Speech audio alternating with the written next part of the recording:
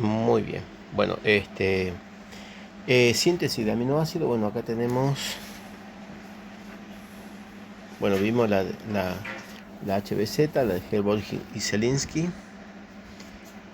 Ahora vamos a ver la síntesis de Gabriel, ¿sí? Tenemos la estalimida, lo tratamos con el tóxico sodio, me da la estalimida sódica. Y ahí acá lo tratamos con un éster alfa halogenado, donde justamente se da una SN2 y bueno, y se alquila, ¿sí? El producto le hacemos la hidrólisis, le hacemos la hidrólisis ácida, se libera el ácido eftálico y tenemos el alfa aminoácido.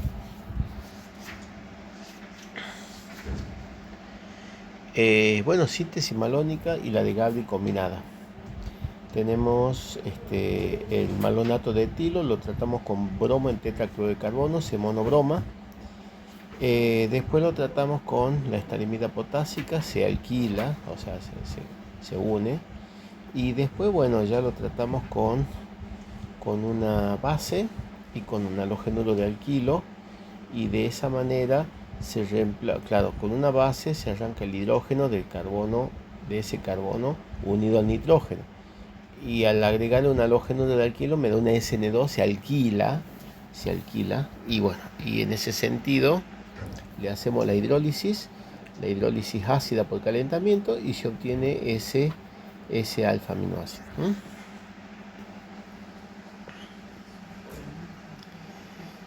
Bueno, síntesis de aminoácidos, síntesis malónica y de Gabriel combinada, lo acabamos de ver, ¿sí?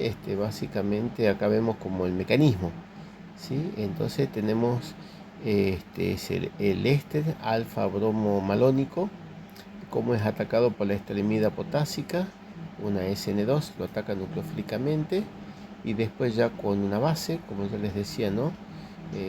Le agrego el alcoxído, el etóxido, le arranque el hidrógeno de ese carbono que está unido al nitrógeno, porque ese es un hidrógeno ácido, me da un carbanión, y ahí agrego un halogénuro del alquilo alifático, que tiene que ser primario o secundario para dar la SN2, se alquila, y bueno, después le hacemos la hidrólisis ácida por calentamiento, donde se libera el ácido estálico, dióxido de carbono, y se obtiene ese alfa aminoácido.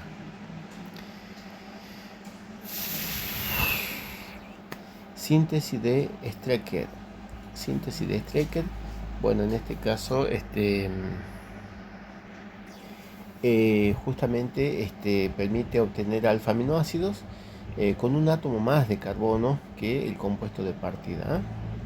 En este caso se van a producir dos adiciones nucleofílicas que convierten ya sea el aldehído a una acetona en un aminonitrilo y posterior hidrólisis del aminonitrilo para generar el alfa aminoácido. Entonces acá tenemos, por ejemplo, el acetaldehído con cloruro de amonio y bueno, lo tratamos medio básico y cianuro de sodio y se obtiene justamente el 2-amino propanonitrilo.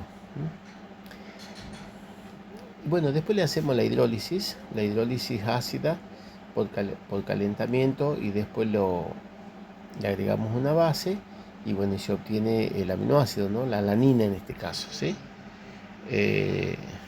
Obtenemos la alanina. La identidad del aminoácido obtenido se determina mediante la elección del aldehído o cetona de partida, claro, o sea, el aminoácido que yo obtenga va a depender de ese aldehído o cetona que yo del cual parta. Bueno, y ahora vamos a analizar un poquito los péptidos, ¿no? Ya cuando péptido, la unión peptídica es un enlace amida, es cuando el grupo carboxilo de un aminoácido reacciona con el grupo amino de otro aminoácido para formar un péptido, un dipéptido.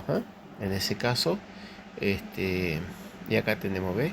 Es la unión, justamente los aminoácidos se unen entre sí por enlaces amidas para formar péptidos, polipéptidos y proteínas. Ese enlace amida o enlace peptídico que se le llama se produce entre el grupo carboxilo de un aminoácido y el grupo amino de otro aminoácido.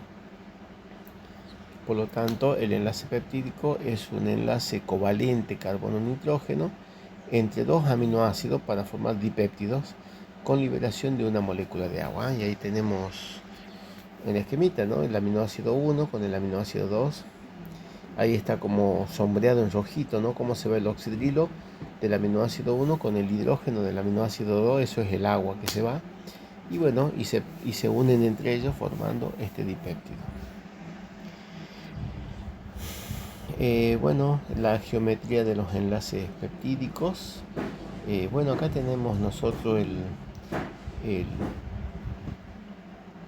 el enlace amida, ¿no? La amida en este caso hace una resonancia, justamente porque todos los que participan son sp2, el nitrógeno, el carbono y el oxígeno, entonces es un híbrido de resonancia.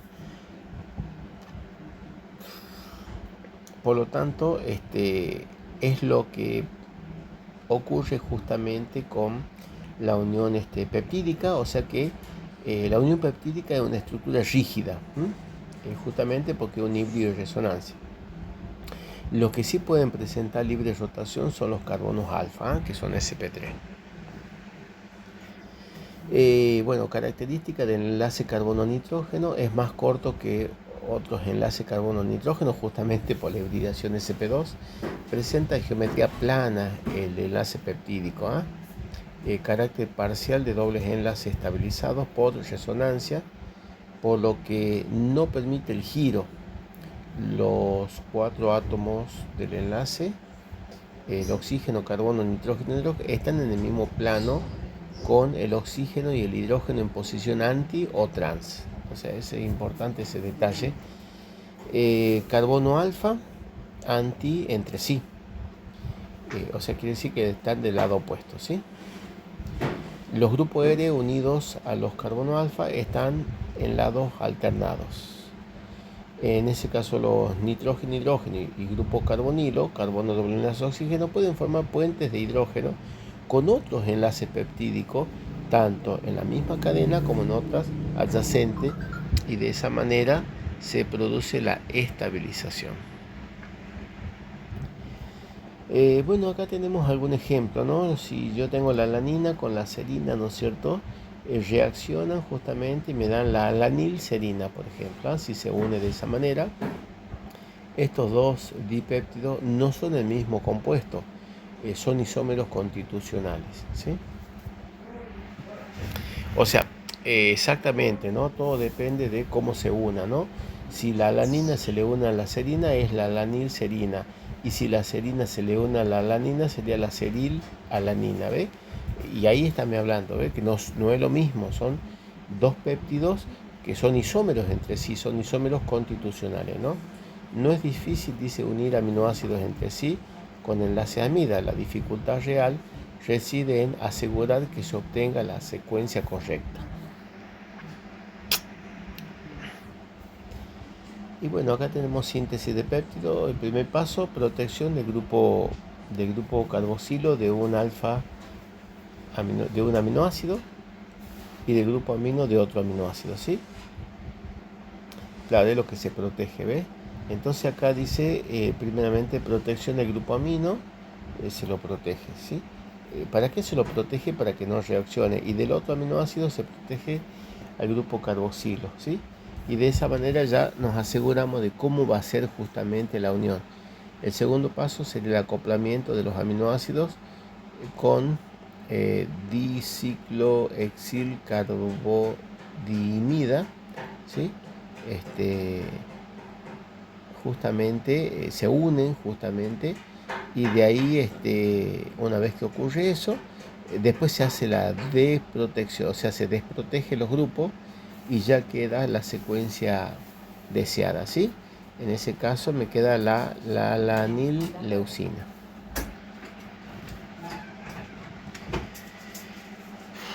La protección del grupo carboxilo de un aminoácido, bueno, acá me lo muestran. Por ejemplo, ¿cómo podemos protegerlo, no? Yo tengo la leucina, lo trato con el metanol en medio ácido y de esa manera se forma el éster, el leucinato de metilo, bueno, ahí está protegido, bueno, después la desprotección se haría con hidróxido de sodio y después se lo acidifica y volvemos a la leucina, ¿no? En el caso de abajo puede ser utilizando el el alcohol bencílico en medio ácido se lo protege la leucinato de bencilo, y bueno, y después se elimina la protección con hidrógeno y paladio. O sea, tenemos dos formas de proteger el grupo carboxilo. ¿Y cómo podemos protegerlo el grupo amino, ¿no?, de otros aminoácidos? En ese caso, a la alanina lo tratamos con el bicarbonato de diterbutilo, y de esa forma se le une justamente al grupo amino, el BOC-alanina, por ejemplo, o bien lo tratamos con otro reactivo que sería el cloruro de fluorenmetil oxicarbonilo, ¿sí?, este compuesto, y se protege el grupo amino, ¿no? O sea, cualquiera de las dos formas para proteger el grupo amino.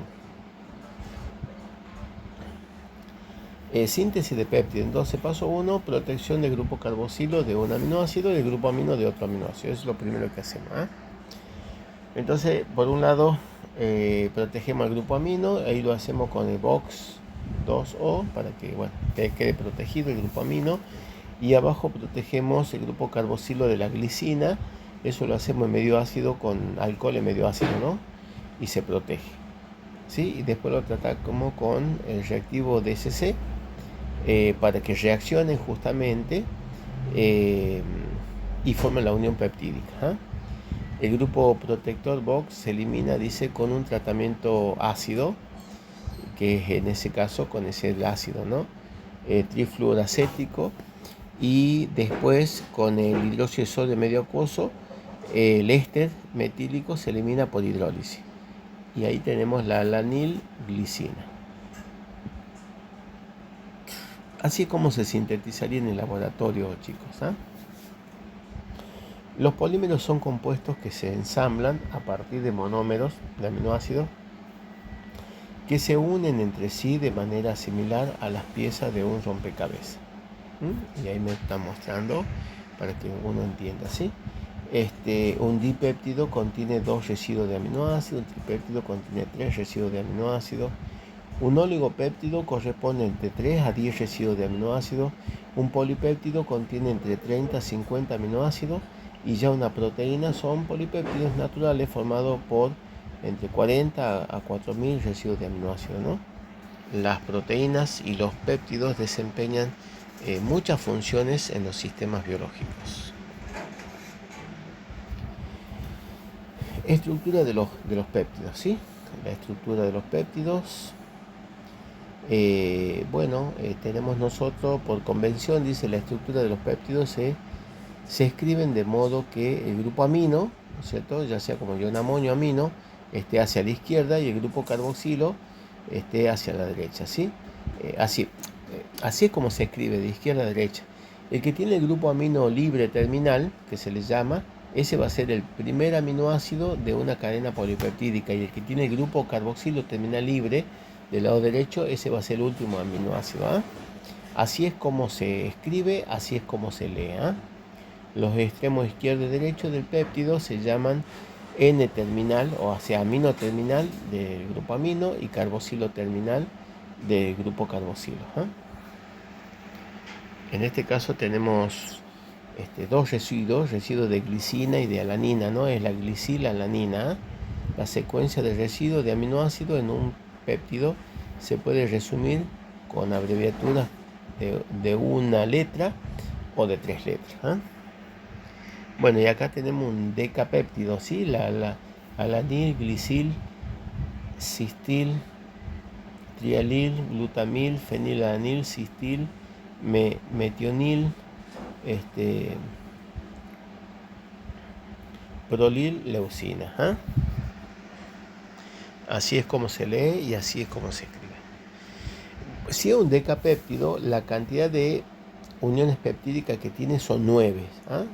Siempre la cantidad de unión peptídica va a ser una menos de la cantidad de aminoácidos que forma el polipéptido. También se pueden formar enlaces disulfuro. Eso se hace con los residuos de cisteínas, ¿no? Las cisteínas tienen grupos sulfidrilos, son grupos tioles. Se puede hacer una oxidación suave y se forma el enlace covalente al disulfuro y también se lo puede reducir y se vuelven a liberar, ¿ah? El ejemplo son dos residuos de cisteína se combinan, se oxidan y forman el disulfuro, que es la cistina.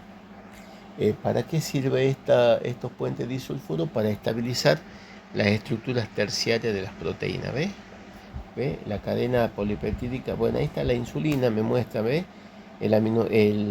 Esta hormona que es la insulina tiene puentes disulfuro dentro de la misma cadena, ¿ve? La cadena A y 1 e intercatenario con la cadena A y B, y de esa manera tenemos nosotros esta estructura. Lo nuevo en síntesis química, en biotecnología y farmacia.